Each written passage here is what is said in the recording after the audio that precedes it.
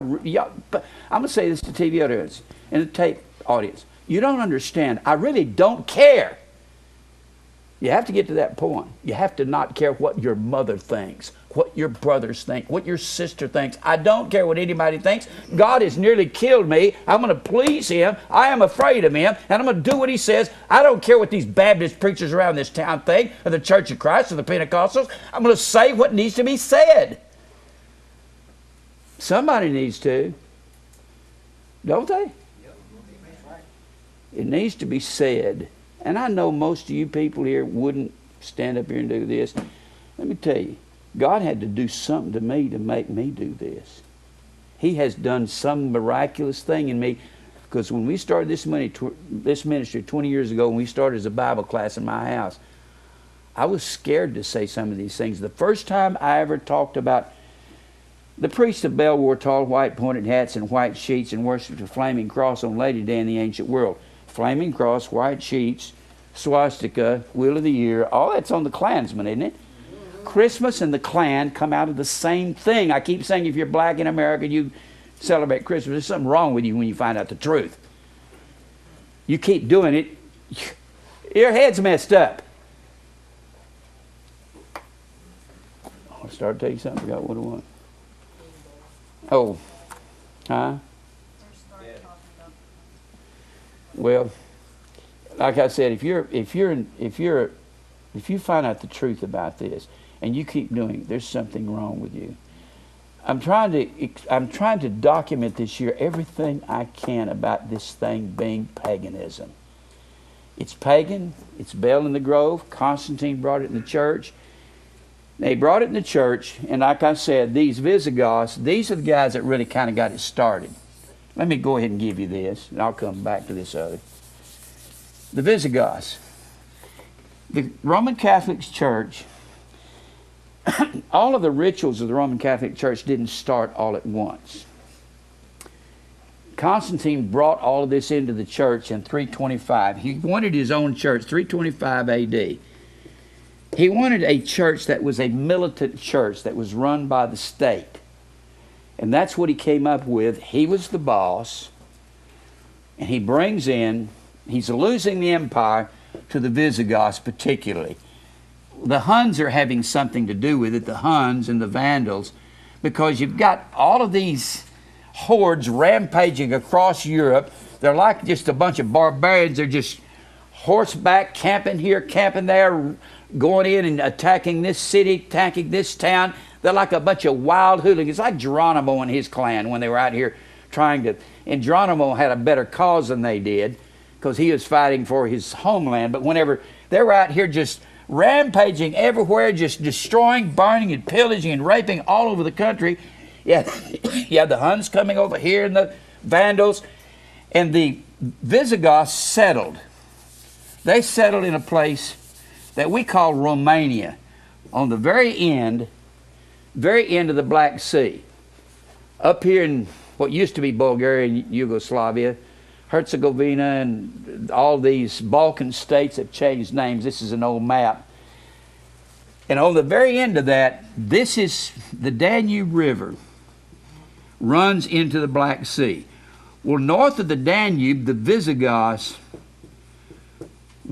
they were all settled in up there, and their Ostrogoth cousins, they were over here just north of the Black Sea, and there was kind of division between the two. Well, the Visigoths were more of a rampaging, and I don't know what made them this way. I guess they just developed into it. And the Huns were coming down, and all these pagans were fighting each other, just like the Al-Qaeda and Taliban. They get over there, and you got the Shiites and the Sunnis fighting each other in Iraq. But whenever the United States comes in and Britain comes in, they all drop their arms and say, let's gather together to fight the Yanks over here. Well, this is kind of what they did. They would fight each other. Well, the Huns come down and they attack the Visigoths. The Huns come in and attack the Visigoths, and the Visigoths are driven south of the Danube. That throws them into Roman territory. That throws them into the territory of Constantine and the Roman Empire. Because north of the Danube was not Roman territory. You have to understand that the Roman Empire wasn't ruling every square inch of the world. They were trying to overcome the world. All empires were trying to destroy the world. They were trying to subjugate all the world. That's what Napoleon did. That's what that's what Attila the Hun and Hannibal did. They wanted to take over the world. The Romans wanted that, but they never did. No empire actually subdued the whole world. And you had all these different tribes out here come in and attack in Rome. Well, they drive the Visigoths down below the Danube River. This puts them in Roman territory, so Rome is over here in the boot of Italy. They're over here, and Rome is over here putting great taxes while they're up here in what we call Romania, up in this area here. They're in Romania, and Rome is over here bringing all these taxes on them and say, we're going to tax you to death. And they say, no, you're not. We'll start attacking every village around us, and that's what they did. They started attacking everything. Then they said, we'll go over here and attack Rome. And they were a threat to Rome. All of these barbaric tribes, Rome was scared. And all of the Caesars kept thinking about 200 years prior to Constantine, prior to 325 AD, for about 200 years, all of the Roman Empire was afraid that they were going to lose the empire to all of these hordes. Well, they finally did. But in the meantime, Constantine said, I've got to do something about this. I've got to stop this. So he said, what I will do, I will amalgamate. In 312 AD, he issues what's called the Edict of Toleration. Before him, before Constantine, you had men like Galerius. He was an emperor, Galerius, Galerius. He was a Caesar. And you had Diocletian. Diocletian was one of the greatest barbarians, slaughtering and butchering the Christians.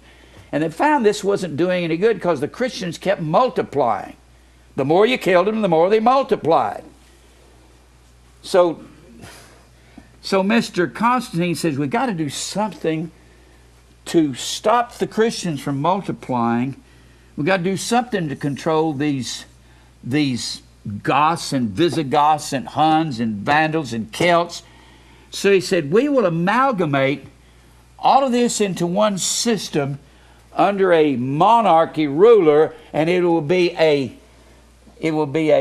theocracy where we have God as a ruler, but it'll be a false theocracy. I said earlier, we don't need democracy. Democracy means the government of the people, by the people, and for the people. When you let man vote, he'll vote God out every time. When Adam and Eve voted in the garden, they had a government of Adam, by Eve, and for the devil. That's a democracy. You vote, you'll vote God out every time. When God is not your natural leader as a believer. I'm not patriotic to America. I don't believe in America. I believe America is Babylon. I'm patriotic to the church. Patriotic comes from the word pater, which is the word father, and God is our father, and Jerusalem is our mother. My patriotism is to the church only. I don't have anything to do to judge those who are outside the church. Do I care if Obama or George Bush or Bill Clinton is president? I don't care who is president. It'll be who God wants to be, and it'll be the basest of men. According to Daniel 4, it is God that rules over the kingdoms of the earth and places over it the basest of men. They're all base. They're all low down. They're there for money and power. That's all. I don't believe in men ruling. You say, are you going to keep the laws? I'm going to keep all the laws of the land. I'm not voting for them. People say, you have no right to speak out. Yes, I do. I pay my taxes. Don't tell me that. I can say what I want to say. Can't you? Tell me, you have no right to speak out unless you vote. Who told you that? That's some dumb thing some politician made up 100 years ago. We can say what we want to say. Don't tell me I can't say it. You might kill me for it, but I'll say it anyway. You'll have to shut my mouth. Get me to stop. Well, in 312 AD, let me read something to you. I got it right here. If you want a copy of this, we can make a copy of this. This is out of a book I've got called Constantine. Constantine, the history of the Roman Empire. Edict of Toleration. Right here it is, right here. It's all over history books. Edict of Toleration. After 311, After the abdication of Diocletian, the great barbarian,